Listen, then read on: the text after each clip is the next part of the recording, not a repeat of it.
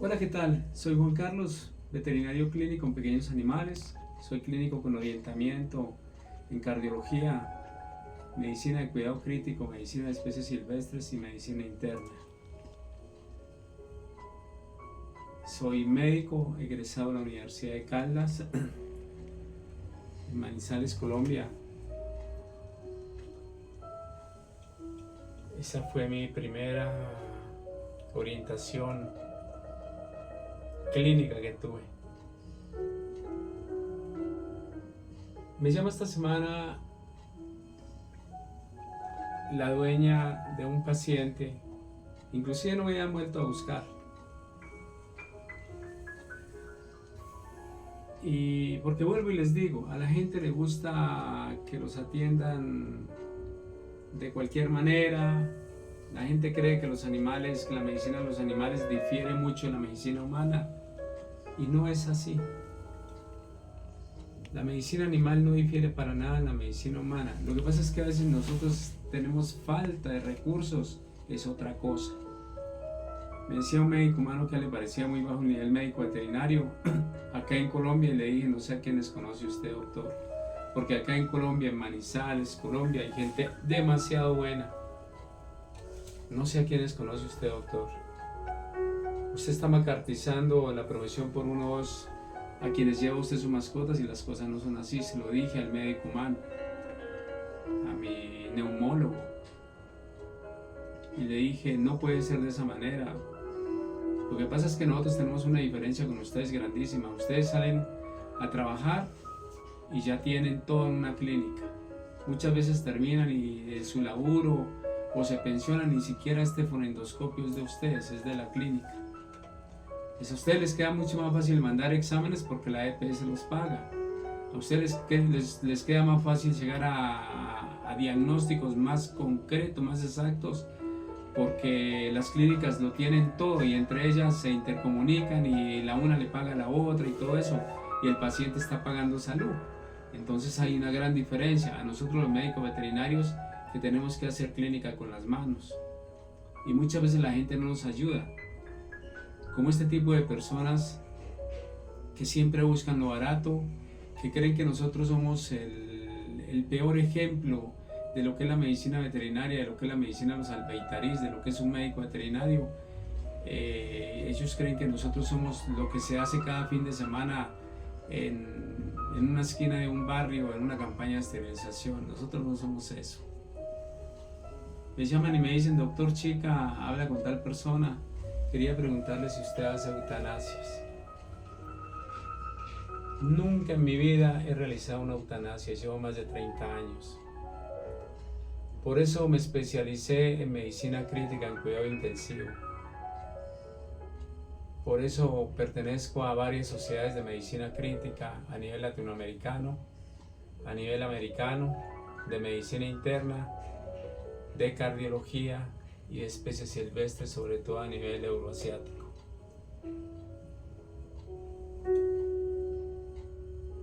¿Para qué? Para no decirle a todo lo que me llegue por desconocimiento: hay que eutanasiar. Detesto esa palabra. La eutanasia es un acto de amor. Es muy posible cuando el paciente ya no hay nada que hacer, pero les aseguro que el 99% de los pacientes que son eutanasiados en muchas partes, siempre hay algo por hacer. Pero no puede el médico veterinario salirse con la más fácil, a veces por falta de conocimiento. No puede ser dueño de mascota cuando la mascota ya no le volea la cola, ya no lo acompaña a caminar, ya no le hace piruetas y jugarretas cuando llega del trabajo. Y entonces, cuando ya hay que meterse la mano al bolsillo y cuando ya la mascota hay que dedicarle tiempo porque está enferma, entonces lo mejor es hacerle la eutanasia. Y lastimosamente muchos colegas se prestan para ello. Le digo yo a ella: ¿qué le pasó a la mascota? Y me dice: no, le dio un infarto. El día de ayer le dio un infarto, doctor. Eso fue el domingo. Supuestamente le había dado el infarto el día sábado. Muchos médicos veterinarios consideran de que a los perros no les da infartos porque la circulación colateral de los perros es muy amplia, a diferencia del humano. El humano se infarta más porque esas paredes coronarias están menos irrigadas a veces y se obstruyen, y un vaso grande, una arteria descendente, una arteria circunfleja, lo que se infarta y obstruye varias zonas del corazón. En los animales sí hay infartos y hay datos, y tenemos nosotros estudios por los alemanes en donde muestran placas ateroscleróticas y ateromas en las arterias de los vasos sanguíneos realizadas por necropsias muchas veces, inclusive en pacientes vivos. Hay muchos estudios, y hace muchos años el doctor Hildebrando sí encontró ateromas y placas arterioscleróticas en animales. Aquí sí se hizo en la Universidad de Caldas en postmortem, pero en muchas partes del mundo hay datos estadísticos y tenemos fotografía nosotros de estudios histopatológicos en donde se muestran arteriosclerosis, aterosclerosis en perros y gatos y en otro tipo de animales. Lo que pasa es que los infartos en los perros son microscópicos y no son de pared como el humano, sino que son intramurales. Están dentro del muro de las paredes de esos músculos del corazón. Eso es lo que hace la diferencia, pero muchos infartos microscópicos provocan un infarto. Los animales no hablan de diferencia del médico humano con el médico veterinario, que tiene que saber qué tienen y aprenderse la letra chica de los libros y todo eso, y a través de un buen examen semiológico, una buena anamnesis, que es lo que le cuenta el dueño del paciente, de qué le ha visto a la mascota o al animal, a esa pequeña, mediana huella y grande huella de carbono, pues tiene que establecer un diagnóstico ayudado con exámenes complementarios.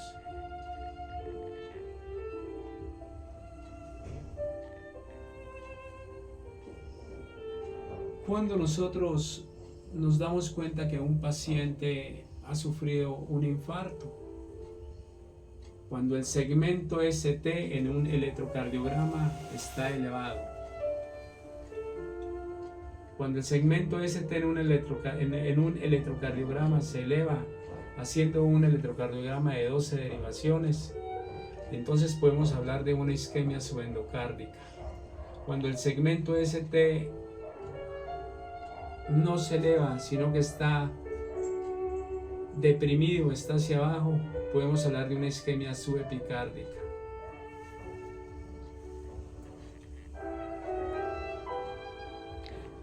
Y ahí ya comenzamos a sospechar de que se están formando coágulos o émbolos. Hay algo que se llama el síndrome coronario agudo.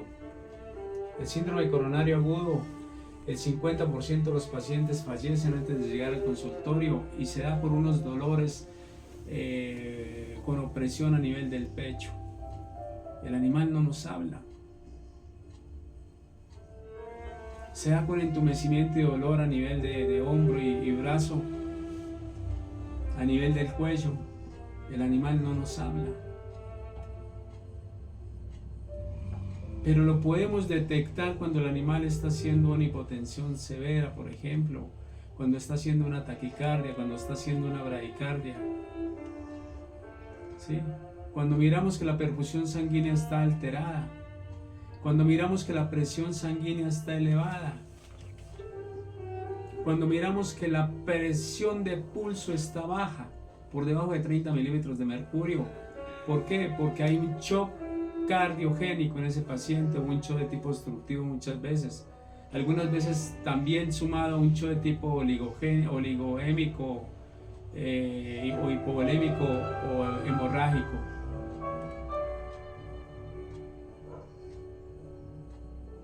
Hay muchas cosas que nosotros los médicos veterinarios nos pueden dar a conocer de que un paciente está padeciendo un problema cardiovascular. ¿Cómo le digo yo a un dueño de mascota que el paciente sufrió un infarto y que no hay nada que hacer? ¿Cómo le digo yo a un dueño de mascota de que el paciente sufrió un infarto y que los pulmones están llenos de líquido, que no hay nada que hacer?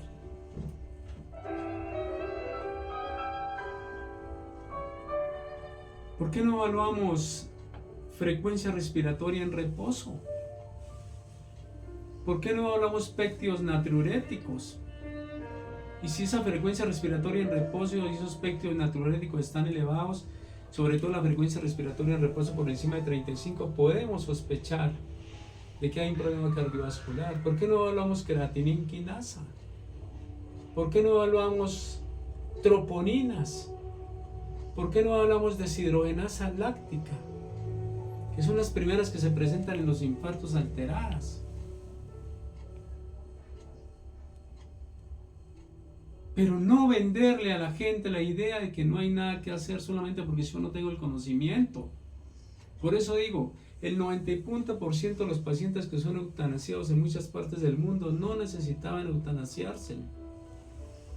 Yo nunca lo he hecho. Pero también estoy de acuerdo con que una mascota que esté sufriendo realmente, que esté terminal y no hay nada que hacer, por decir algún paciente que sufrió un trauma violento y está casi desbaratado, como para que me lo entiendan, pues es una mascota que a veces sí es mejor pues ayudarle a un bien morir, porque a veces también el dueño de la mascota no tiene tampoco los recursos, ¿sí? Y todo sería costosísimo. Hay cosas que también hacen que esa eutanasia sea un acto de amor, es cierto. Pero no le vendamos la idea a los dueños de mascotas de que no hay nada que hacer solamente porque nosotros no tenemos el conocimiento. Por eso hay que prepararse para salvar vidas camino a la excelencia a diario.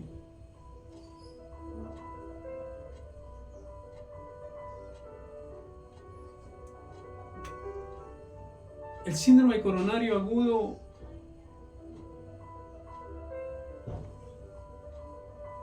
generalmente el síndrome coronario agudo es un dolor opresivo a nivel torácico en donde la elevación del segmento ST no existe. Por eso se llama SCA.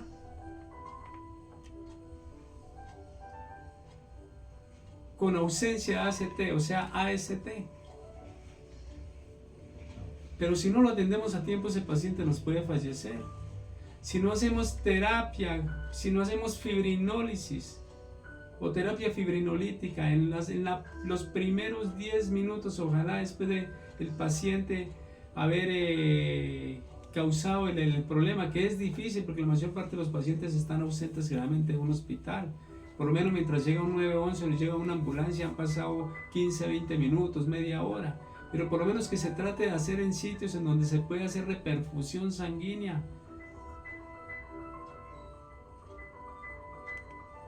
Siquiera en la primera hora.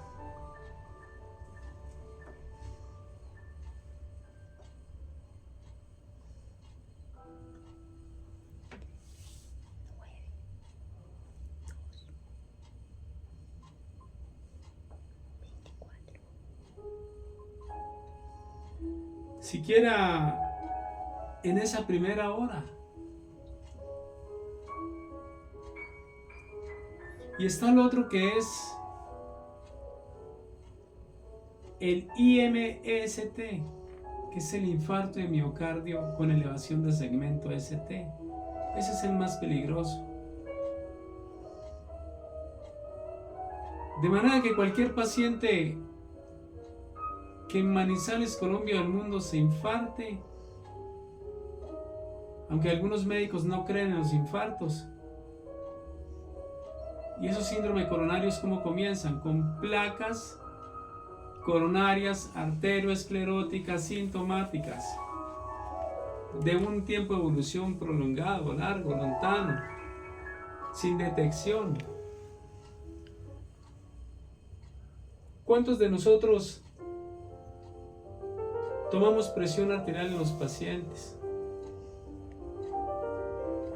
¿Cuántos de nosotros lo hacemos como examen de rigor en la consulta, para a través de esta poder determinar el índice de choque,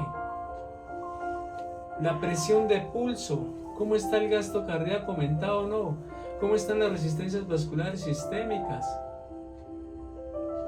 Si en una presión de pulso elevada un paciente está haciendo un shock vasotensivo, ¿cómo identificamos nosotros si no tomamos ni siquiera presión arterial y no podemos hablar del paciente crítico, no podemos tomar una PAN, una presión arterial media? Y con esta PAN subrogar una presión intracraneal y poder determinar la presión arterial media menos la presión intracraneal, poder buscar presiones de perfusión cerebral, que es la reina de las presiones. Si no lo hacemos, colegas, lo que usted le diga al dueño de la mascota, eso se lo lleva él para la casa. No podemos ser tan folclóricos. No estoy hablando de todos los colegas, no. Hay gente muy buena en medicina veterinaria.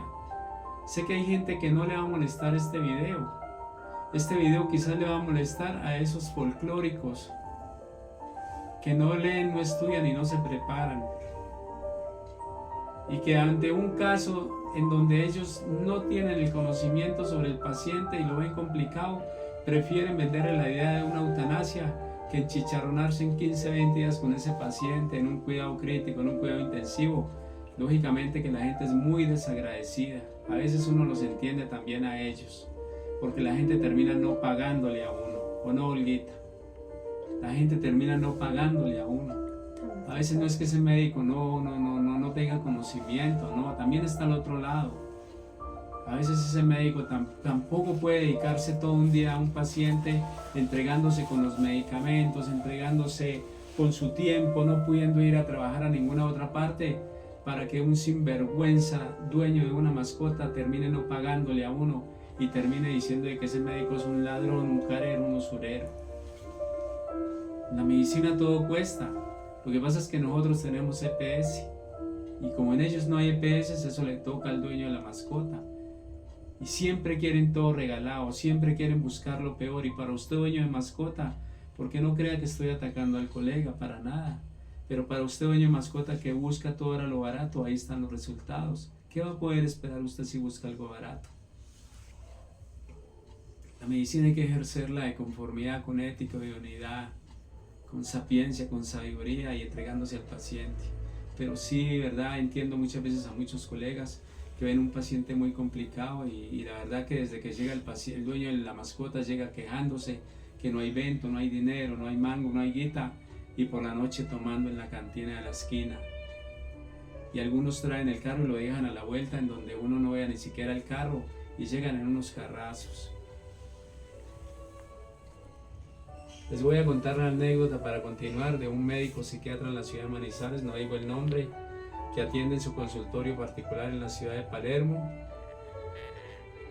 Y llegaba una señora a consulta psiquiátrica donde él, y alguna vez le dijo: doctor, ¿por qué no me colabora con la consulta psiquiátrica? Que la verdad yo no tengo con qué pagarle la consulta. Y así pasó muchas veces, y él le ayudó a esta señora. Y él se quedaba ahí y dejaba de salir a trotar, a caminar para ayudarle a ella. Cualquier día él bajó y le preguntó al dueño, al vigilante del parqueadero, en qué venía la señora, porque la señora le decía que se bajaba en la buseta, en la esquina de arriba. Y le dijo: esa señora viene en un BMW. Entonces mire cómo es la gente. Y él terminó diciéndole a ella que jamás quería volver a saber de ella. La gente tiene que aprender a valorar la profesión médica humana, la profesión médica veterinaria. Es a veces a un médico veterinario, pues mientras está 15-20 días no le van a pagar y el paciente está muy complicado, lo más seguro es que va a fallecer, porque el cuidado crítico es eso, el cuidado intensivo es eso. De cada día sale uno adelante, uno está luchando contra la muerte, uno le está arrebatando la muerte al paciente para después devolvérselo más adelante. Esa es la vida. para después devolvérselo más adelante a un proceso que ya no tiene solución. Cuando nosotros nos llega un paciente,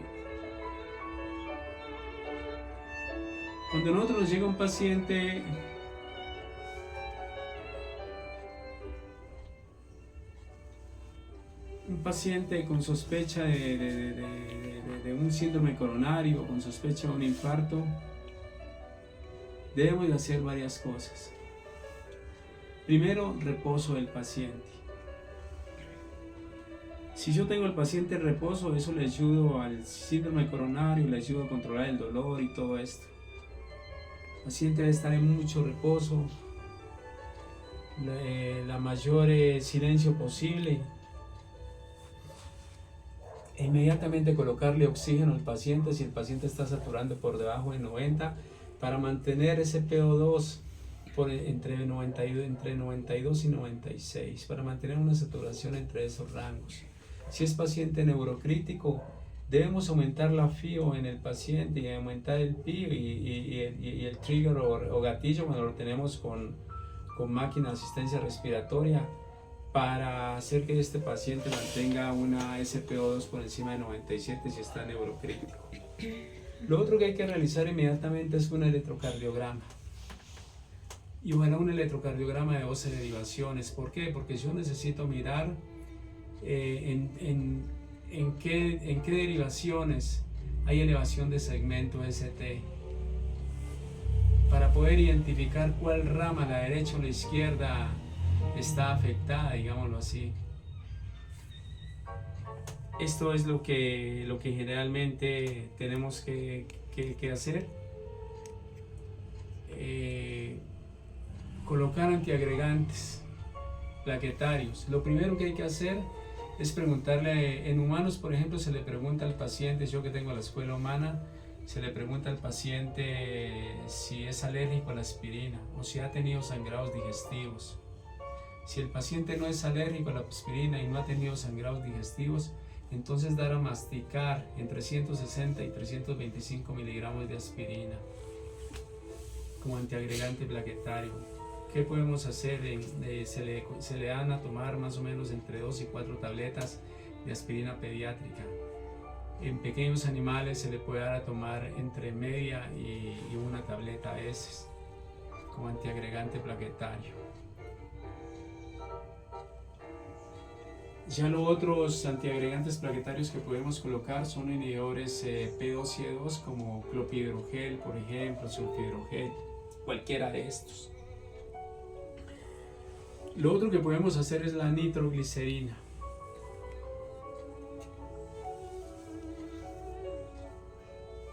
Anteriormente a todos los pacientes había un sistema que se llamaba MONA.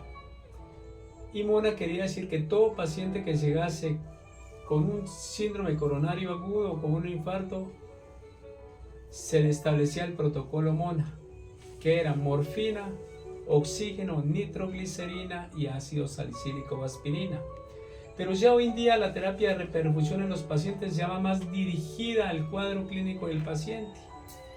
Entonces, en este caso, digamos, con la nitroglicerina está contraindicada en pacientes con hipotensión, en pacientes que están haciendo en la cara ventral del corazón,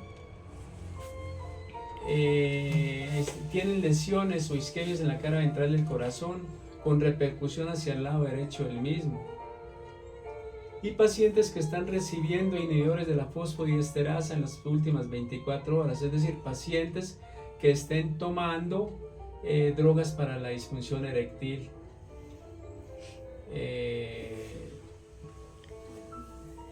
doxazocina, bupropión, muchas drogas, el mismo sildenafil, todas estas cosas. Tampoco se puede colocar nitroglicerina si el paciente continúa con dolor, porque muchas veces con el reposo y el oxígeno el paciente va mejorando el dolor en una escala de 1 a 10, entra con un dolor en escala 8 a 10 y ya va en escala 2 más o menos. Algunas veces necesitamos colocar morfina en el paciente cuando el dolor continúa inclusive colocando nitroglicerina, pero ya sabemos cuáles son las contraindicaciones de la nitroglicerina.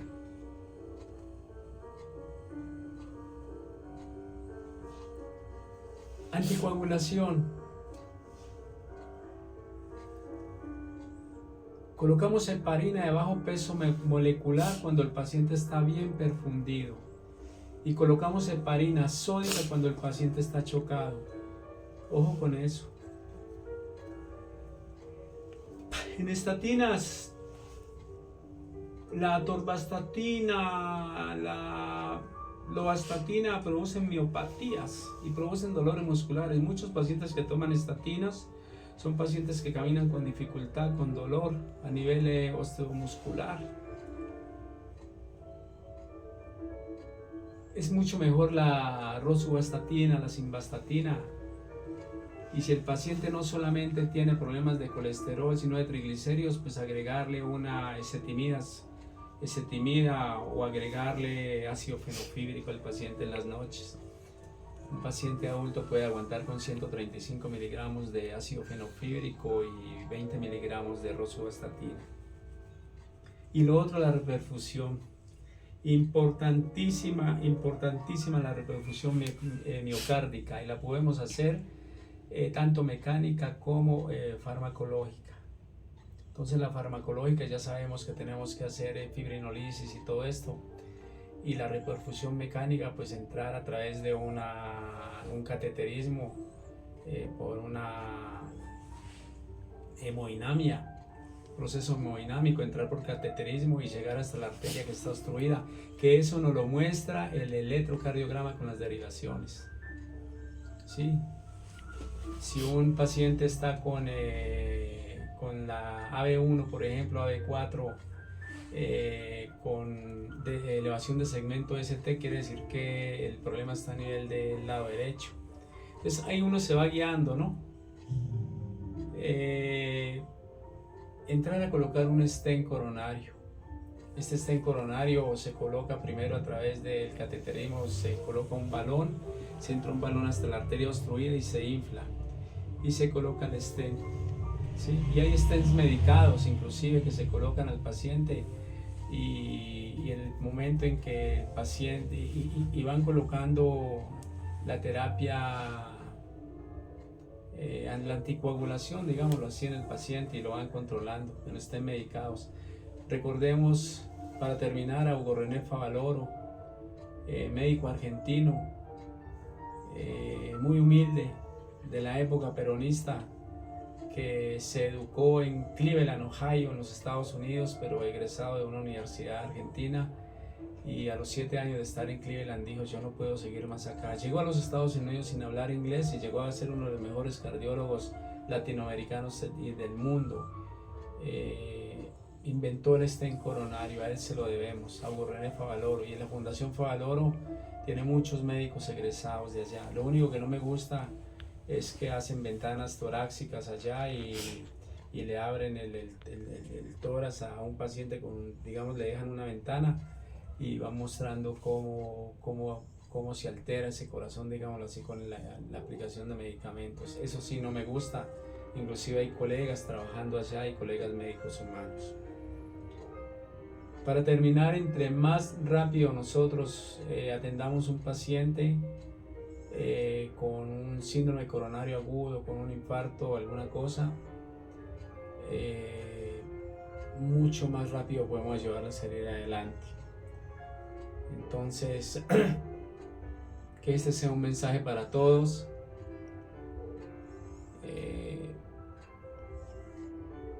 Muchos colegas vienen pendientes de lo que hablo y de lo que no hablo, y pues las cosas que hablo son porque yo no hago lo que ustedes hacen. Hasta pronto, hasta un próximo quite. Que Dios los bendiga, que Dios me bendiga. De Albeitar a Albeitar, hasta que nos volvamos a encontrar. Chao. De nuevo los invito para que vean mi canal Sala de Emergencias en YouTube.